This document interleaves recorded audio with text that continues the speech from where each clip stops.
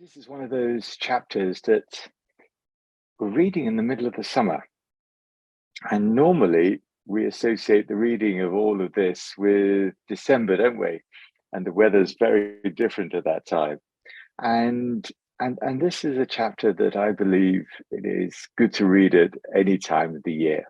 It reminds us of who, in a sense, this book was written for. I'd like to thank Sister Flo yesterday, Elder Flo, for the great introduction in chapter 1. And we have to remember that the book of Matthew was specifically written for people who were interested in the Old Testament. So these were largely people who came from a Jewish background, people who were familiar with the writings of Moses, and people who believed the values of that culture. And so the reason why the genealogies are included is because that is how to prove a connection with the ancient people that was important for them.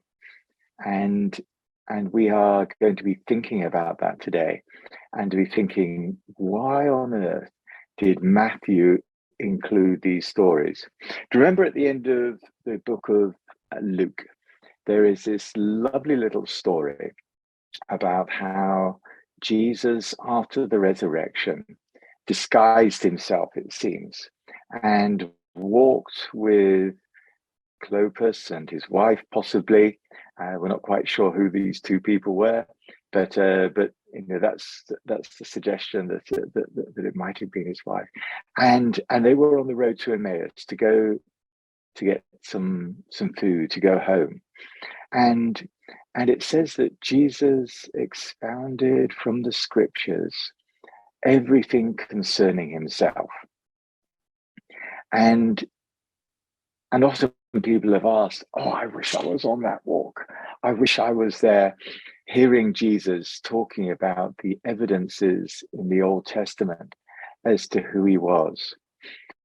And I wonder whether, in actual fact, the book of Matthew and Luke to that degree was an answer to that question, where the stories that Jesus would have told those people would have been circulating, and people would be able to say, yes, yes, yes, these are what connects us to the Old Testament. Because as you've noticed, in each of these sections here, well, that there is a connection, a proof text that says this is what connects us with the Old Testament. For instance, at the end of the flight to Egypt, in chapter 2, verse, what is that, 15, he says, out of Egypt I called my son. And he says, you know, this was recorded in order that the prophet's saying might be fulfilled. And then at the end of the massacre of the innocents, we have this story of verse 18, and this is in a sense proving that Jesus was the answer to the story about there being a massacre of the innocents, lamentation and weeping and great mourning. Rachel, in the area of Ramah, and then finally in the last section, the home of Nazareth, we find that Jesus goes home to Nazareth, and then in verse 33, the last verse of the chapter, it finishes up and it says, it came and dwelt in the city of Nazareth, that it might be fulfilled, which was spoken by the prophets, he shall be called a Nazarene. And so you can imagine that if you were a Jew or or someone who had come to respect the Jewish belief and become a Jew either by birth or particularly by adoption, by conversion, if you were a proselyte, then you would have been steeped in the writings of Moses. And I can imagine how God would have, through his Spirit, impressed Matthew as he was preparing to write his gospel, and would have said, look, you need to understand how to make this argument that Jesus is the Messiah. He is the one that you have served. He's the one that you've seen not only walk among us, but you've seen him die, and you've seen him miraculously resurrected. You need to put together a case, the strongest case possible, that he is the answer to the longing that we have all had. Because as Jews, they've been expecting a Messiah for hundreds and hundreds of years. And finally, he has come in Jesus. So what are the strongest texts that you can use, both to prove when he was living who he was, but especially when he was growing up, where he came from, what his origins were, which for a Jew is absolutely critical, as we heard yesterday.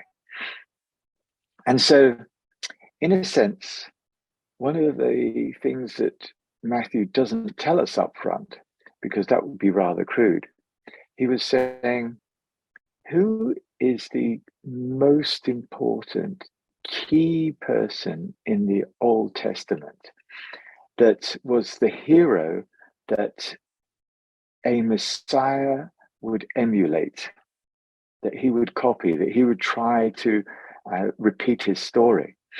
And for Jews, Moses was the man. He was the one who, when the Israelites were in the depth of despair, slaves in Egypt, suffering under the oppression of the evil pharaohs at the time, when he would have come and God used Moses to deliver his people. And so, as the most important key person, Jesus himself came, in a sense, according to Matthew, as a second Moses, as someone who wasn't just a hero of the Old Testament, but he was somebody who stood on the shoulders of Moses and was, in a sense, the new Moses, the Messiah, who was even better than the old one, who took what Moses said and did and then became the ultimate fulfillment of all the expectations of the Jews. And so I'm going to be inviting you in just a moment to reflect on these different passages, because I'm not going to be exhaustive in any means, and to give you an opportunity to ask questions. And also, we're going to finish just a little bit earlier because I've got a statement to make later on. And so what we're doing here is when it says wise men came from the east, how does this story relate to the Old Testament narratives? Well, before Moses, who came from the east?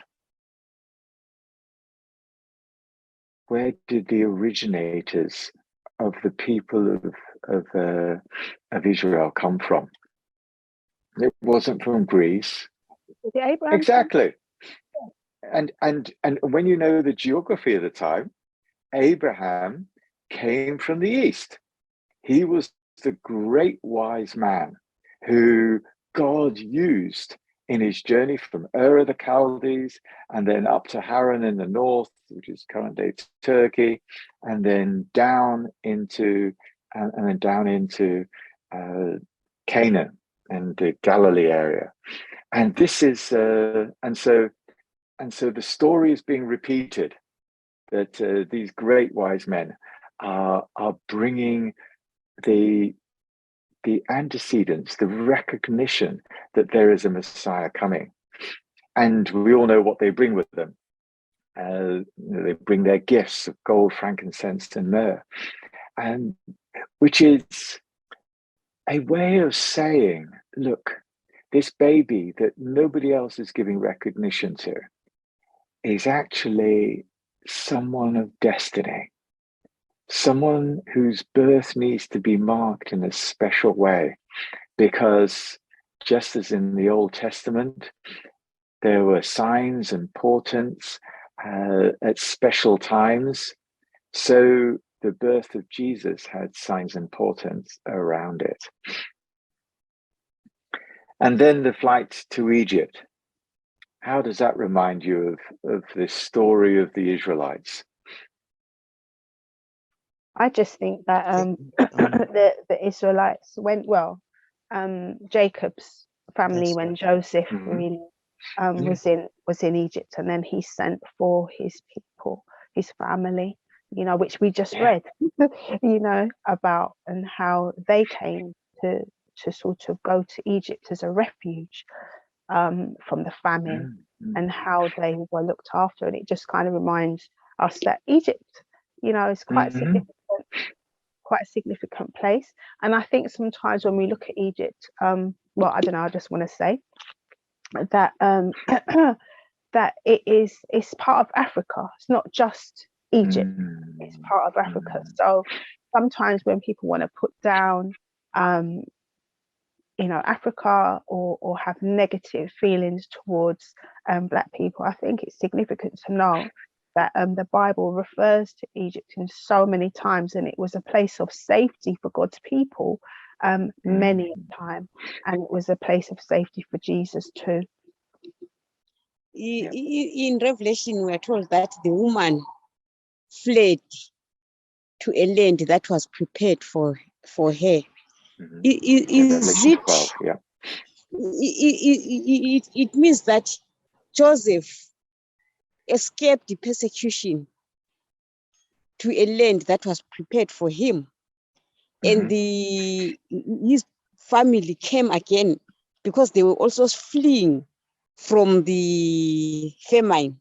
And now we see Jesus and his family also running away from persecution or from death threats and everything to the same place. Yes, yeah.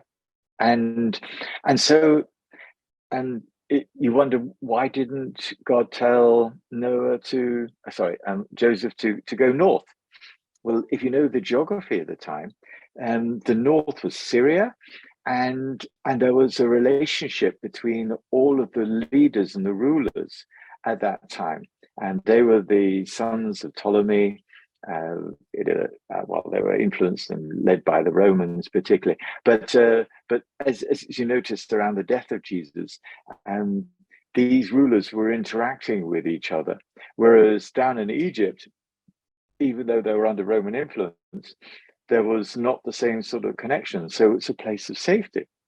And this final text, out of Egypt I called my son, a text that originally referred to the Son of God being the nation of Israel, called out of Egypt, was specifically applied to Jesus. And again, Jesus is the one who is taking this journey of the Old Testament and experiencing it in his own life. So then we come to the massacre of the innocents, and you've got Herod, in an incredibly evil way, wanting to cling on to power. And in a sense, Herod is the antitype of all of the genocides that have taken place since that time, where innocent people have been killed for the sake of maintaining the power and control of evil rulers. And again, the prophecy is that Jesus, in fleeing to Egypt, was fulfilling this lamentation, that even the massacre of the little babies there, all the children under 2 years old, all the boys, was a fulfillment of the Old Testament prophecy. And then finally, just to cap it off, Jesus came back to Nazareth. Why should Nazareth be chosen as a place where Jesus would be raised? Because, as we know, it is a very insignificant village. Indeed, if you go back to the archaeological records, they show that Nazareth wasn't much more than a hamlet. Very, very few people lived there at the time of Jesus. So why on earth should Joseph be impressed to go to this tiny little place? Yes, it was a place that he knew from his own family background, but God was overruling. And the text in the Old Testament says he shall be called a Nazarene. And even though that text was not particularly related to messianic prophecies in the Old Testament, because it was one that was well known in the case of, for instance, Samson and others in the Old Testament, it was a prophecy that could refer to the one who is going to deliver all of Israel from the oppression that they were under. And so you have it there, a summary of how Matthew was inspired by God to relate the Old Testament scriptures to his audience, to those he was trying by the Spirit to convince that Jesus was this amazing Messiah, and this is the one that we need to follow.